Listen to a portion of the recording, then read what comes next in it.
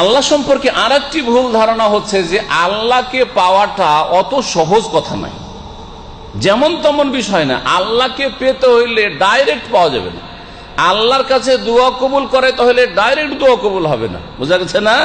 কি করতে হবে তাহলে? ওসিলা ধরতে হবে। আরবিতে ওসিলা আর বাংলায় হচ্ছে ভায়া, ভায়া ধরতে হবে। আর এই কথাটিকে তারা সাব্যস্ত করার জন্য এমন ভাবে মানুষকে, জনগণকে পথভ্রষ্ট করে, আর জনগণও মোটা খায় মোটা বুঝে, ঠিক না বে ঠিক, সব ঠিক করে দিল, কিচ্ছু বুঝে না। বক্তা বলছে একটা সিরকি কথা বলে, ঠিক না বে ঠিক, ঠিক দিল একেবারে। কি বলে? মসজিদের দোতলায় চড়বেন, এখানে মসজিদ দিয়ে বুঝেন দোতলাতে চড়বেন, তা ডাইরেক্ট লাফ দিয়ে চড়তে পারবেন কি? কি লাগবে?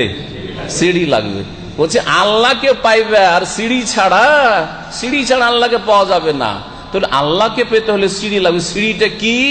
এখন ওরা বানিয়ে নিল সিঁড়ি। বলছে পীর সাহেব হচ্ছে সিঁড়ি, ওলি আউলিয়া হচ্ছে সিঁড়ি, গৌস কুতুব হচ্ছে সিঁড়ি। হ্যাঁ, সুতরাং দোয়া করলেও ওলি আউলিয়ার দোহাই দিয়ে, ওসিলা দিয়ে দোয়া করতে হবে। আর যদি জান্নাত পেতে হয় তবু একটা পীর ধরতে হবে, যার পীর নেই তার পীর শয়তান। এই কথা ওদেরকে শয়তানে ওহী করে দিল। কথা বুঝতে পেরেছেন? জি হ্যাঁ। কিভাবে ধোকা দিচ্ছে এর উত্তর শুনবেন। মসজিদের দোতলায় উঠলে সিঁড়ি লাগবে, কথা ঠিক না ভুল? ঠিক। এমনিতে লাফ দিয়ে উঠা যাবে না, আর আমাদের পাখির মতো ডানাও নাই যে উড়ে যাবো উপরে, ঠিক না? সিঁড়ি লাগবে। কিন্তু সিঁড়িটা কি? ওখানে কানাকে হাইকোর্ট দেখিয়েছে। সিঁড়ি আছে কোরআনে, আল্লাহ বলছেন সিঁড়ি হচ্ছে তোমার ঈমান এবং নেক আমল। সিঁড়ি হচ্ছে কি? আল্লাহকে পাওয়ার জন্য, জান্নাত পাওয়ার জন্য, আল্লাহর সন্তুষ্টি লাভের জন্য এবং আল্লাহর কাছে দোয়া কবুল করাবার জন্য, মনের আশা পূরণের জন্য কি সিঁড়ি লাগবে? ইন্নাল্লাযীনা আমানু ওয়া আমিলুস সালিহাতি কানাত লাহুম জান্নাতুল ফিরদাউসি নুজুলা। যারা ঈমানকে সুন্দর করবে, ওয়া আমিলুস সালিহাত, আর ভালো কাজগুলি করবে, মন্দ কাজ থেকে বেঁচে থাকবে, তাদের জন্য জান্নাতুল ফিরদাউসে মেহমানখানা রয়েছে। জি হ্যাঁ, বুঝতে পারছেন? তাহলে সিঁড়ি আছে, কিন্তু সিঁড়ির ভুল ব্যাখ্যা করে জনগণকে গোমরা করেছে। সিঁড়িকে, ঈমান আমলের জায়গায় কাকে সিঁড়ি বানিয়ে দিল? পীর সাহেবকে সিঁড়ি বানিয়ে, পীর ধরাকে সিঁড়ি বানিয়ে দিল, পীরের ওসিলা দিয়ে দোয়া করাকে সিঁড়ি বানিয়ে দিল। অথচ আল্লাহ কোরআনে কারিমে যখন দোয়ার কথা বর্ণনা করছেন, প্রিয় নবী সাল্লাল্লাহু আলাইহি সাল্লামকে সাহাবীরা একবার জিজ্ঞাসা করলেন, হাদিস আছে এই আয়াতের শানে নজুলে। সাহাবীরা জিজ্ঞাসা, ইয়া রাসূলুল্লাহ আকারিবুন রাব্বুনা আম বাইদু? আমাদের রব, আমাদের আল্লাহ আমাদের থেকে কাছে না দূরে? যদি কাছে হন তারিবুন ফানুনাজি, যদি আল্লাহ কাছে হন তাহলে চুপি সারে মনে মনে দোয়া করব, আস্তে আস্তে আল্লাহর সাথে কথা বলবো, কারণ কাছে যে আছে তার সাথে আস্তে আস্তে কথা বলবো। আম বাইদুন ফানুনাজি, আর যদি আল্লাহ দূরে থাকেন তাহলে চিল্লিয়ে চিৎকার করে আল্লাহকে ডাকবো, ঠিক না? এইভাবে সাহাবীরা জিজ্ঞেস করলেন।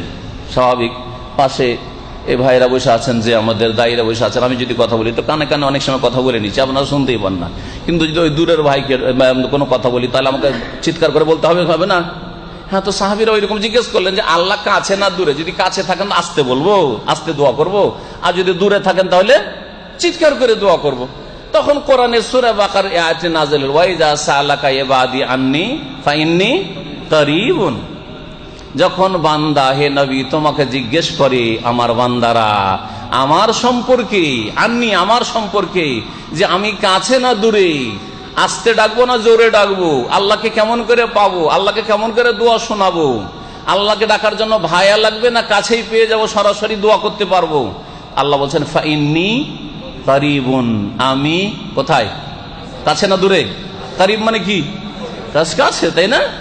ফাইন্নী কারীবুন, আমি কাছে। বলেন, আমার হাতের নাগালে এই ভাই বসে আছেন, ওর কাছ থেকে কোনো একটা জিনিস নেবো বা ওকে আমি পানিটা ধরাবো, ডাইরেক্ট ধরাবো না ভাইয়া ওই দিক থেকে?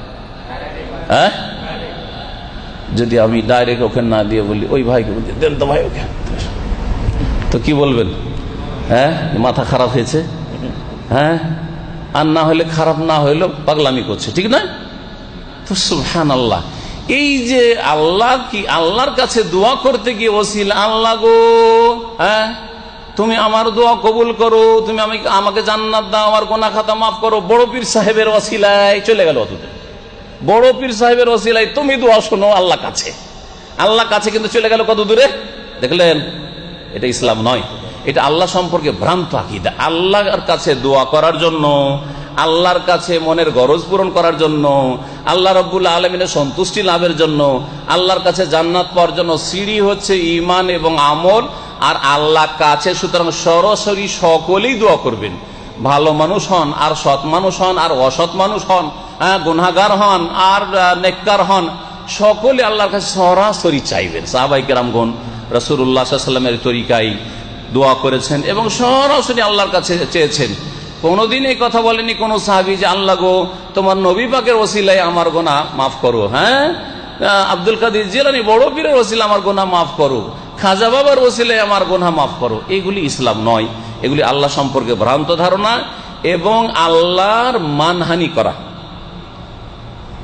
যদি কোনো বস আপনার সরাসরি দেওয়ার জন্য প্রস্তুত থাকে, তারপরেও আপনি ফোরম্যান সুপারভাইজার ধরে বাড়ান, বস ডাকছে যে আয় তাল তাল আয় আমি দেব তোকে, আর আপনি বলছেন যে স্যার স্যার আপনার কাছে আমি যাব না, আমি আগে ফোরম্যান সুপারভাইজার ধরবো তারপরে আসবো, তো বস রাজি হবে না নারাজ হবে?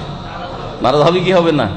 যে আরে বোকা লোক তোকে ডাকছি যে আয় তাল তোমাকে দেব, আর তুমি বলছেন না আমার ফোরম্যান সুপারভাইজার ধরবো, আমার পার্সোনাল ম্যানেজার ধরবো তারপরে আসবো, ঠিক না? এইরকম কেন? তো এটা আল্লাহর সাথে বেয়াদবি। যেমন মালিকের সাথে বেয়াদবি, মালিক ডাক্তার বলছেন না না না আমি আপনার কাছে সরাসরি যাব না, আমি ভাইয়া ধরে আসবো। তো খবরদার এইসব ভাইয়াটা ধরতে যাবেন না আল্লাহ পাকের কাছে। আল্লাহ পাক রব্বুল আলামিনের কাছে সরাসরি দোয়া করবেন, কোনো ওসিলা ধরবেন না, ব্যক্তির ওসিলা ধরবেন না। যদি ওসিলাই ধরতে হয়, যে ওসিলা ইসলাম শিখেছে ঈমানের ওসিলা, ভালো আমলের ওসিলা, জীবিত মানুষের কাছে দোয়া চাইবেন আমার জন্য একটু দোয়া করিয়েন, এই সব ইত্যাদি ইত্যাদি, আল্লাহ পাক রব্বুল আলামিনের নাম গুণাবলীর ওসিলা, এগুলি হচ্ছে শরীয়ত সম্মত ওসিলা, যেটা একটা বিরাট একটা বিষয়বস্তু। সংক্ষেপে সেদিকে ইঙ্গিত করলাম।